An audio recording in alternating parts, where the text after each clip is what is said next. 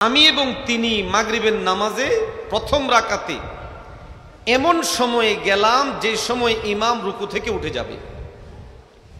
তো আলহামদুলিল্লাহ আমরা গিয়ে ইমামকে রুকুতে পেয়েছি, রাকাতটা পাইলাম কি পাইলাম না?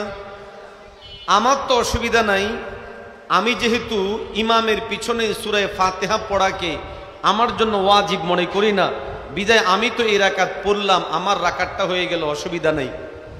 তো নামাজ শেষে আচ্ছা উনি নামাজের মধ্যে এমন জোরে আমিন বলল যে একবারে যেন ইমাম সাহেব শুনে। তো নামাজের পরে আমি তাকে বললাম যে এই যে আপনি এত জোরে আমিন বললেন কেন? উনি বলল হাদিসের মধ্যে আছে। তা আমি বললাম শেষ রাকাতে যে বললেন না, কথা বলেন না, কারণ শেষ রাকাতে ইমাম সাহেব কেরাত আসতে পড়ে না জোরে পড়ে, তো ওই সময় হেরা আমিন বলে। তো আমি বললাম শেষ রাকাতে যে বললেন না। নাম্বার 2 হলো প্রথম রাকাতেও তো বলতে পারেন নাই। আচ্ছা প্রথম রাকাতে না হয় আমিন বলা সুন্নত ছুটে গেছে, অসুবিধা নাই। আপনি যেই মতবাদে ঢুকলেন এই মতবাদে তো সূরা ফাতিহা পড়া ওয়াজিব। আপনি তো আমার মতোই ওই রুকুতে গিয়ে রাকাত পাইলেন, ওই রাকাত আর আমার সাথেই পড়েছেন, পরে আর এই রাকাত আদায় করেন নাই। তো আপনার সূরা ফাতিহা গেল কই? আমার কথা বলেন না, আপনার সূরা ফাতিহা গেল কই? নাম্বার 2 আমি ওনাকে বললাম আপনারা যারা আমিন জোরে পড়ার কথা বলেন, বুঝলাম ইমাম সাহেব যেগুলোতে জোরে পড়ে ওখানে আপনিও আমিন জোরে বলেন। আচ্ছা ওই নামাজেরই যেই রাকাতে ইমাম আসতে বলে, যেমন মাগরিবের নামাজের 3য় রাকাতে আমিন কখন বলেন? এশার নামাজের শেষ 2 রাকাতে আমিন কখন বলেন? জোহর নামাজের 4 রাকাতে আমিন কখন বলেন? আসরের নামাজের 4 রাকাতে আমিন কখন বলেন? বেচারা চুপচাপ তাকায় রয়েছে আমার দিকে। আমি বললাম ভাই আপনি জোহরের নামাজের 4 রাকাতে বলেন না, আসরের নামাজের 4 রাকাতেও বলেন না, এশার নামাজের 4 রাকাতেও বলেন না, মাগরিবের 1 রাকাতেও বলেন না, বাকি ফজরের 2 রাকাত আর মাগরিবের 2 রাকাত নিয়ে আর এশার প্রথম 2 রাকাত নিয়ে আমাদের সাথে এমনভাবে ঝগড়ায় লিপ্ত হন, মনে হন যে এর বাহিরে বাকি সব একেবারে সুন্নাহ পরিপন্থী বেদাতি। আসলে ব্যাপারটা এরকম না, আপনারা যেইভাবে করেন মূলত এটাই হলো বেদাতি আমল, টোটাল মন গড়া জিনিস। নামাজের মধ্যে ওই বেচারা, আবার আপনাদের কষ্ট হচ্ছে নাকি, বিরক্ত হচ্ছেন না তো? নামাজের মধ্যে আমি দেখি যে আমার দিকে পা টানতেছে, আস্তে আস্তে আস্তে আস্তে আমার দিকে পা আসতেছে, তো আমার দিকে যত পা আসে আমি তত পা ঘুরাই নিচ্ছি ইচ্ছা করে। তো নামাজের পর আমি বললাম এই যে আমার দিকে পা গুলাকে দিছিলেন না, তো মুসকি মুসকি হাসে, কারণ ওদের চিন্তার জায়গা হলো আমার পাশে যেই ইমাম যেই মুসল্লি দাঁড়াবেন মুসল্লির পায়ের সাথে পা লাগাতে হবে, বিশেষ করে আমাদের যে কনিষ্ঠ আঙ্গুল ওটার সাথে লাগাতে হবে। কয় কেন? হাদিসের মধ্যে আছে না পায়ের সাথে পা লাগাতে হয়। আমি বললাম বুঝলাম তো পায়ের সাথে পা লাগাতে হয়, কিন্তু আমার পায়ের সাথে পা লাগাতে হবে এটা কোন হাদিসের মধ্যে আছে? আর আপনি যদি বলেন নামাজের মধ্যে পায়ের সাথে পা লাগানো মানে পাশের মুসল্লির পায়ের সাথে পা লাগানো, তো এই হাদিসের উপরে আমল করতে হলে ইমাম সাহেবের ডানে ইমাম সাহেবের বামে আরো 2 জন করে লোক দাঁড় করানো লাগবে। আমার কথা বলেন কেন? কারণ আরেকজনের পায়ের সাথে পা মিলানোর সুন্নাহ যদি আদায় করতে হয় ইমাম সাহেবের ডানেও লোক থাকে না বামেও লোক থাকে না, তো সর্বপ্রথম তো ইমাম সাহেব এই হাদিস অনুযায়ী এই হাদিসকে বাদ দিয়ে দিল, তিনি কোনোদিন আমল করতে পারবে না। তো ইমাম যদি আমল করতে হয় তার ডানে একজন লাগবে বামে একজন লাগবে, অন্যথায় তো ইমাম সাহেব কোনোদিন এই হাদিসের উপর আমল করতে পারবেন। তাই মনেকে বললাম যে শেষ কাতারে যে দাঁড়াইছে সর্বডানে যে এর বাম পাশে একজন আছে কিন্তু ডান পাশে কেউ, আমার কথা বলেন। আবার যিনি সর্ব বামে দাঁড়াইলো তার বাম পাশে কেউ নেই, ডান পাশে একজন আছে, তো ওদের হাদিসের অর্ধেকের উপর আমল হইলো আর অর্ধেকের উপর কি হয় নাই? আমল হয় নাই। আমাদের সভাপতি সাহেব সাইজে যে লম্বা, আমি যদি ওনার সাথে দাঁড়াই নামাজের মধ্যে শুধু পায়ের সাথে পা লাগানোর কথা আছে এরকম না, বরং নামাজের মধ্যে হাঁটুর সাথের কথাও আছে, রানের সাথের কথাও আছে, বাহুর সাথের কথাও আছে, কাঁধের সাথের কথাও আছে। আপনি যখন পায়ের সাথে পা লাগাতে গিয়া আমার পা খুঁজবেন তাহলে কাঁধের সাথে কাঁধ মিলানোর জন্য কাঁধও খোঁজা লাগবে।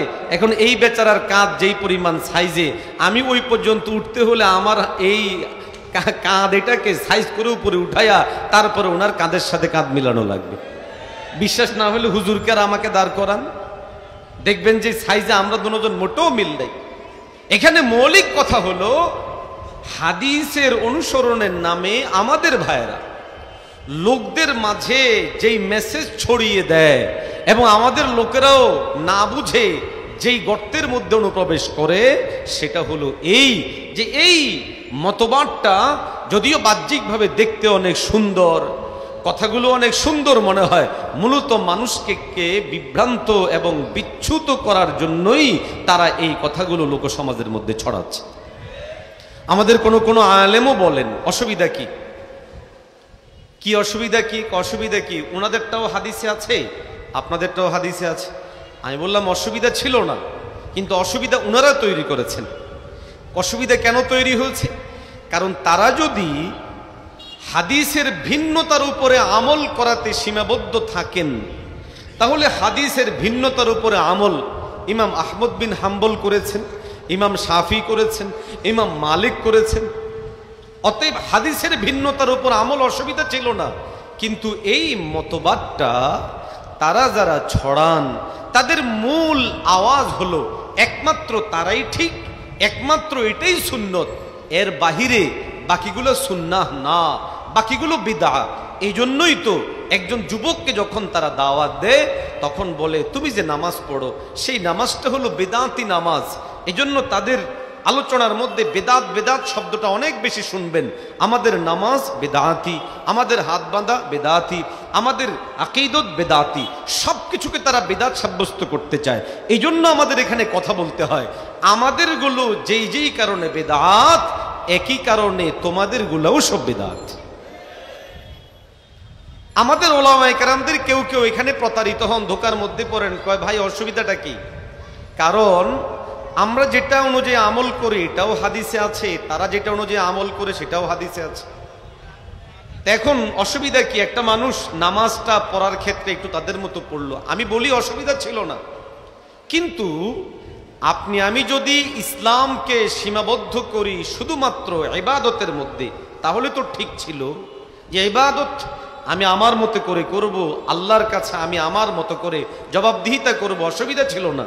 কিন্তু ইসলামকে শুধু ইবাদতের মধ্যে সীমাবদ্ধ না, আরো এর জায়গা আছে? আমার জোরে বলেন না। রাষ্ট্রীয় জায়গায়, সমাজে, পরিবারে। তাহলে যখন আপনি ইবাদতের মধ্যেই শুধু ইসলামকে সীমাবদ্ধ মনে করবেন তখন অসুবিধা নাই। আমার যেভাবে মন চাইলো আমি নামাজ পড়লাম, আমার যেভাবে রোজা রাখবার দরকার আমি সেভাবে করলাম, অসুবিধা ছিল না। কিন্তু যেহেতু ইসলাম শুধুমাত্র ব্যক্তিতে সীমাবদ্ধ না, শুধুমাত্র ব্যক্তির ইবাদতে সীমাবদ্ধ না, বরং ইসলামের গণ্ডিটা আরো একটু ব্যাপক।